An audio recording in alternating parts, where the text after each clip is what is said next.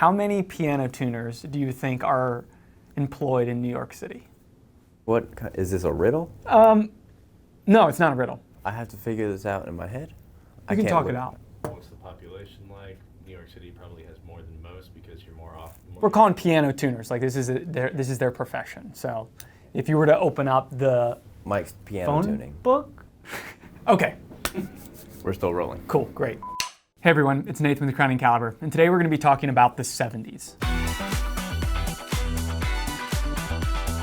No, not that, thankfully. We're going to be talking about watches from the 70s, and most specifically, we're going to be focusing on the Royal Oak. And the reason we want to focus on this watch is because at a time in the 70s when the watch industry was reeling from the quartz crisis, AP doubled down, and they created the Royal Oak in 1972. This was a watch that cost 10 times that of a Rolex Submariner, and it was stainless steel, and it had exposed screws and gaskets. It was avant-garde. But what that watch did is it cemented the Swiss watch industry as a luxury item. Fast forward 50 years later, and the AP Royal Oak still sits at the top as far as avant-garde, 70s inspired stainless steel sports watches go. But let's be honest, that watch is in excess of $20,000, and you're probably gonna be on a waiting list. And so it's not for everybody. But if you're interested in that iconic 70s style in a stainless steel sport watch, then we have some alternatives for you. So today we are gonna be looking at alternatives to the AP Royal Oak.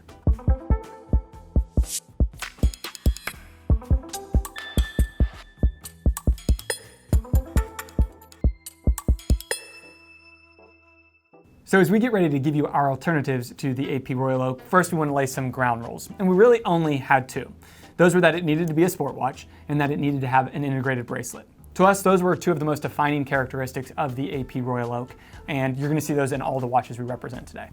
So up first, we went with the most budget-friendly option, and that is going to be the Bell & Ross BR05. It takes one glance at this watch to see the influence that the Royal Oak has on it. From its integrated bracelet to the angular design on the bezel and the crown guards to even the exposed screws on the bezel. I mean, that is a direct design cue from the AP Royal Oak. Now, the BR05 was released in 2019, so it definitely doesn't have the heritage of the AP Royal Oak, but again, it makes up for that in its direct styling cues to the Royal Oak. You can look at the hands, and the hands almost seem to be a direct, what's a good word for it, clone of the AP Royal Oak hands. They very much represent that styling. But Bell & Ross did take some of their own design liberties. In the Arabic numerals, the 6, 9, and 12 that are on the dial very much are a Bell & Ross styling. So it meshes in well with the classic AP design elements. I believe the industry term is homage. Homage. This watch is extremely affordable in the grand scheme of things, and part of that is due to the movement. This is the Bell & Ross Caliber 321, which is super confusing because it has nothing to do with the Omega Caliber 321. Rather, this is a modified Sellita SW300. And that is a way that they can keep the cost down. It may not have the fit and finish of the AP Royal Oak, but again, this is the budget-friendly option. You can find it with beautiful sunburst blue dials, silver dials, black dials, and they even make some skeletonized dial options if you're willing to spend a little bit more money. But to us, the blue and the black dial are the best option as a budget-friendly alternative to the AP Royal Oak. So there you go, the Bell & Ross BR05. So our next alternative to the AP Royal Oak just jumps up to the next price point. That watch is the Girard-Perregaux Larietto, and we'll break down why it is effectively double the cost of the Bell & Ross, but we'll start with the obvious. This watch has an integrated bracelet. This watch is a sports watch. Now, other than that, this watch has heritage that we'll say the Bell & Ross doesn't necessarily have. The original GP Larietto came out in 1975, just a few years after the Royal Oak. Now, where the Royal Oak kind of set off to make itself wholly different because of the quartz crisis, GP kind of cashed in on that. The original Larietto was a quartz watch. Now, fast forward to 2016, and GP reinvigorates the Larietto line, and that's the watch we're referring to today.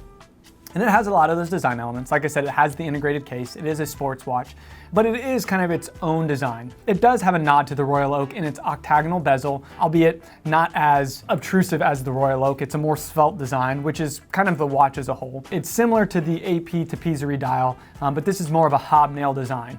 You can have it in the classic silver, the blue, and the black colors, similar to both the Royal Oak and also the Bell & Ross. But where this watch also differs from the Bell & Ross is inside. This watch is powered by an in-house movement from Girard-Perregaux, and that paired with some of the fit and finish on the watch is what elevates it to that higher price point. As an aside, it is worth noting that both the GP and the Bell & Ross have a bracelet design that is integrated but is not from the Royal Oak. They happen to pull their design element from another 1970s luxury sport watch, the Nautilus.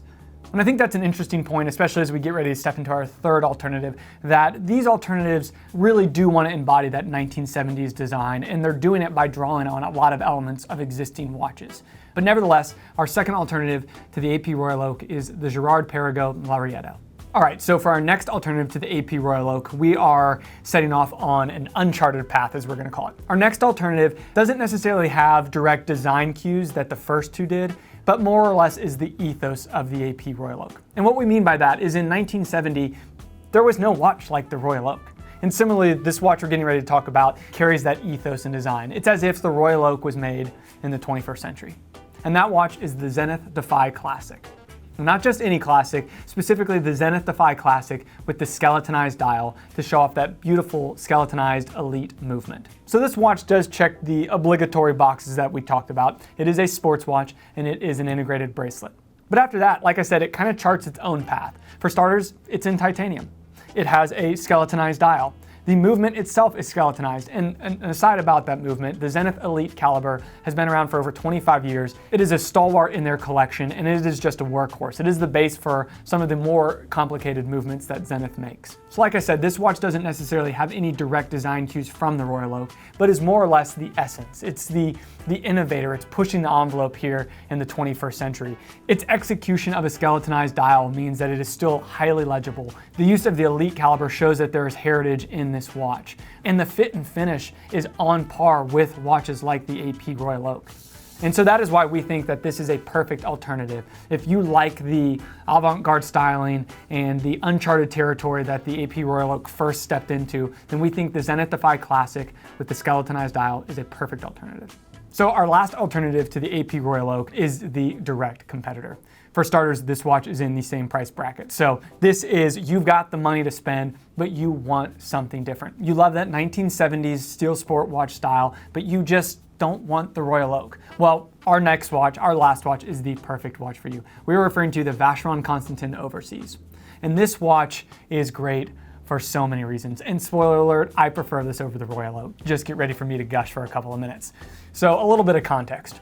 The Constantin Overseas is a direct descendant of the Vacheron 222. The history behind it really bolsters that name. This watch was released in 1977, so just a few years after the Royal Oak, and it was to celebrate Vacheron's 222nd birthday. So if we're talking about heritage, Vacheron has this one in aces.